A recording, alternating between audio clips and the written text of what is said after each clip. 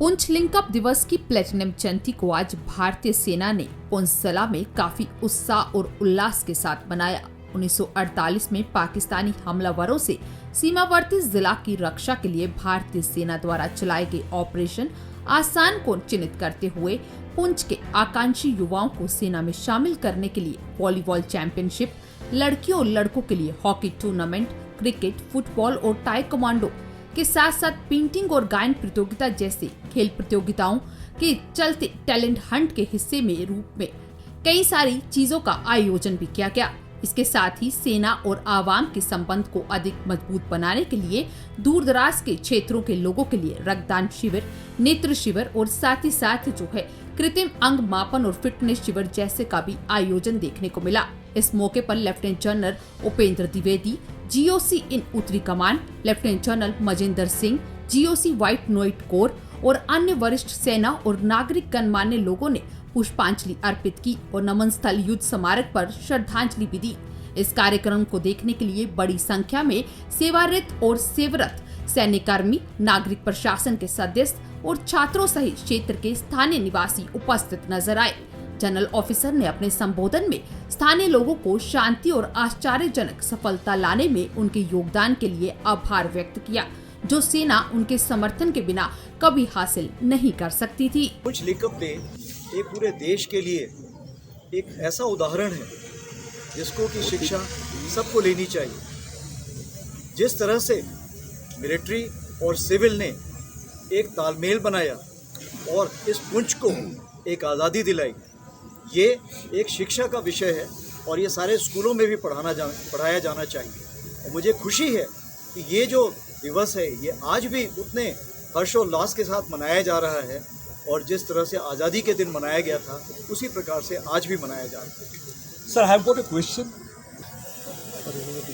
Raksha Mantri gave the statement about the POJ.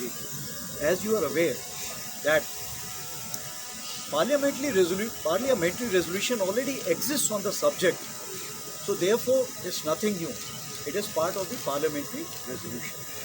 As far as the Indian Army is concerned, Indian Army will carry out any order which is being given by the government of India. And whenever such orders are given, we'll always be ready for it. And what about the security scenario in Kashmir?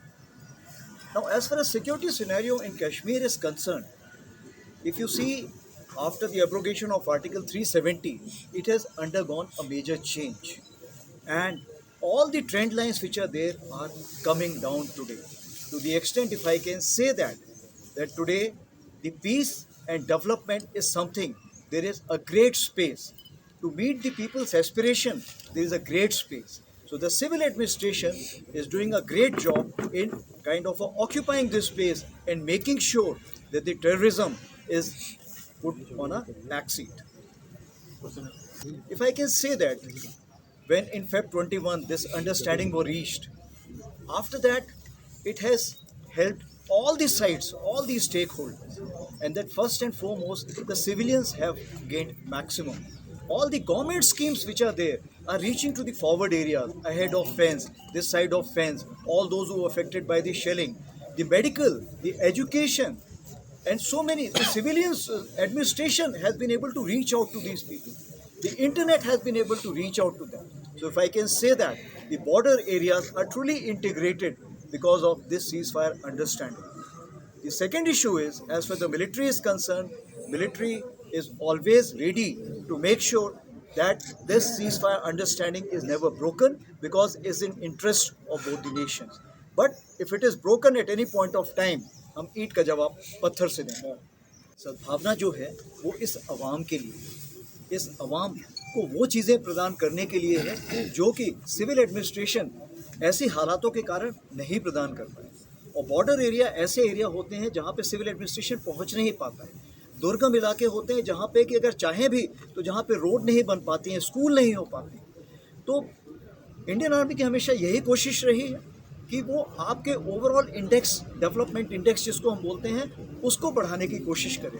चाहे आपकी वो medical facility हो, चाहे आपकी education facility हो, चाहे आपका communication हो, चाहे आपका रोड हो, या इस प्रकार की जो भी कार्रवाई है उसको करने के लिए हम हमेशा तत्पर रहते हैं। यहाँ तक कि आपकी पानी पीने का इंतज़ाम, आपका बिजली पानी का इंतज़ाम, इसको करने के लिए हमेशा तत्पर रहते हैं। जैसा कि मैंने आपको बताया, शिक्षा के उसमें हमने सुपर 50 शुरू किया है, जो कि इंजीनियर्स के लिए है, मेडिकल के लिए है।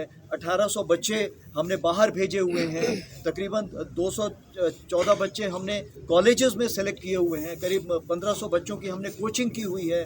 आर्मी गुडविल स्कूल तकरीबन हम 43 स्कूल चला रहे हैं, करीब 26,000 बच्चे उसमें ट्रेंड हो रहे हैं। 26,000 बच्चे तो ट्रेंड हो रहे हैं, लेकिन सबसे बड़ी चीज़ ये है कि जो उनके पेरेंट्स हैं, जो उनके वालिद लोग हैं, उनको देखिए कितनी खुशी मिल रही है, कितने टीचर्स उसके साथ जुड़े हुए हैं, जो उनको स्कूल ला रहे हैं, ले जा रहे हैं। वो तो आप देखेंगे कि जो एक व्यावसायिक इरादा है वो भी बढ़ता है।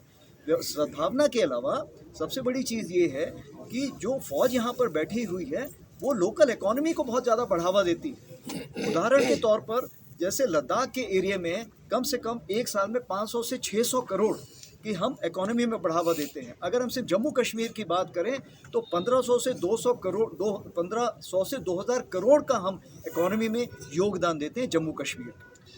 Sir, two parts of the question. One is Poonch से संजीव शर्मा की रिपोर्ट।